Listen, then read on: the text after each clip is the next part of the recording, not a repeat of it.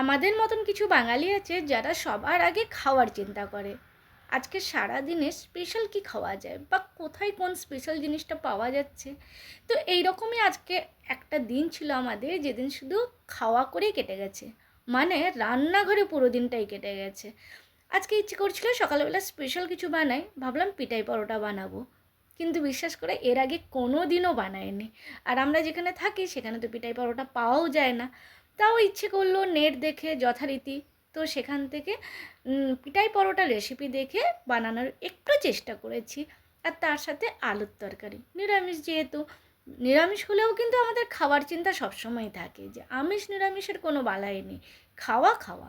তো যাই হোক, প্রথমে আমি সুন্দরভাবে লেচিটা মানে আটাটা মাখিয়ে নিচ্ছি, ময়দা মাখিয়েছি, সরি, আটা নয়।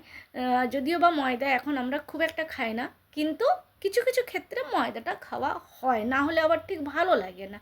তো এক্ষেত্রে আমি ময়দাই নিয়েছিলাম, সুন্দরভাবে তাকে যেভাবে মাখানো হয় মাখিয়ে নিয়ে তারপরে ভাবলাম যে একটু চেষ্টা করে দেখি যদি পিঠাই পরোটা করা যায়। তবে আমার মনে হয় পিঠাই পরোটার থেকে বেশি ছেঁড়া পরোটা মনে হচ্ছে, যদিও বা পিঠাই পরোটাকে অনেকে ছেঁড়া পরোটাও বলে। তো যাই হোক, আমি হাত দিয়ে দিয়ে মোটামুটি যতটা পারি করে নিচ্ছি। ওই বলে না দুধের স্বাদ গোলে মেটানো, তো ওই ঘোলেই মেটাচ্ছি। কী করব, যেখানে আমি নিজেও বানাতে পারি না, যেখানে পাওয়াও যায় না, তাহলে কি আমরা খাবো না? খাওয়ার ইচ্ছে হলে কি আমরা খাবো না? অবশ্যই খাবো। তো সেই জন্য আজকে পুরো দিন, হ্যাঁ নিরামিষ, তাও কিন্তু পুরো দিন ওই খাওয়া খাওয়া করে কেটে গেল। এই দেখো, এইভাবে আমি সুন্দরভাবে পরোটাকে ছেড়ে নিয়েছি, মানে হাত দিয়ে দিয়ে ভেঙে নিয়েছি। ব্যাস, তারপরে এটাকে তুলে রেখে দিয়েছি, আমার হয়ে গেল পিঠাই পরোটা।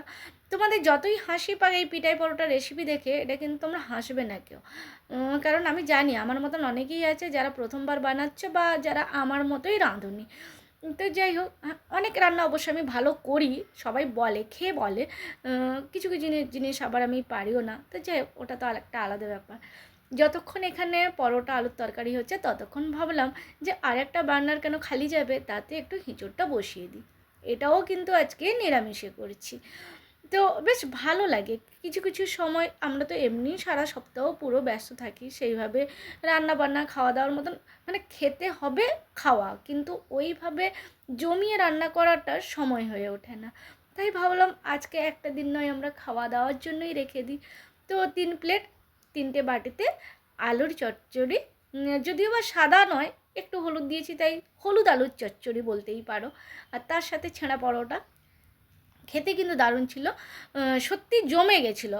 অনেক দিনের পরে সকালবেলা তিনজনে একসাথে মিলে খেতে বসেছি, সেটাই হচ্ছে অনেক বড় একটা ভালো লাগার ব্যাপার। কারণ তিনজনে মিলে খুব একটা খাওয়া হয় না। তো অনেক দিনের পরে, বেশ কয়েক মাস পরে তিনজনে একসাথে বসেছি। একটা থালা খালি মনে হতেই পারে, কিন্তু ওটা খালি নয়, ওটাতে আমি নেব। যেহেতু আমি বানিয়েছি তাই আমার থালাটা বড়। তো যাই হোক, এখানটায় আমি প্রথমে হিঁচড়টাকে সেদ্ধ করে নিয়েছি, তারপরে তাকে একটু তেল দিয়ে আমি ভাজা ভাজা করে নিচ্ছি। তারপরে যেভাবে রান্না করা হয় তোমরা মোটামুটি সবাই জানো। হিঁচড় খেতে বেশ ভালো লাগে, আর সমস্ত সবজি রান্না বান্না খেতে ভালো লাগে, কিন্তু কেউ যদি বানিয়ে দেয় সেটা মনে হয় একটু বেশি ভালো হয়। কিন্তু কিছু করার থাকে না, কে আর বানিয়ে দিবে, নিজেকেই বানাতে হয় অগত্যা। এখানেও নিরামিষে হচ্ছে কাঁচকলার ভাজা, আর নিরামিষে কাঁচকলার ভাজাতে আমি একটুখানি ঘি সবসময় দিই। একটা ঘির যে একটা ফ্লেভার থাকে না, একটা গন্ধ থাকে, সেটা একদম অসাধারণ লাগে।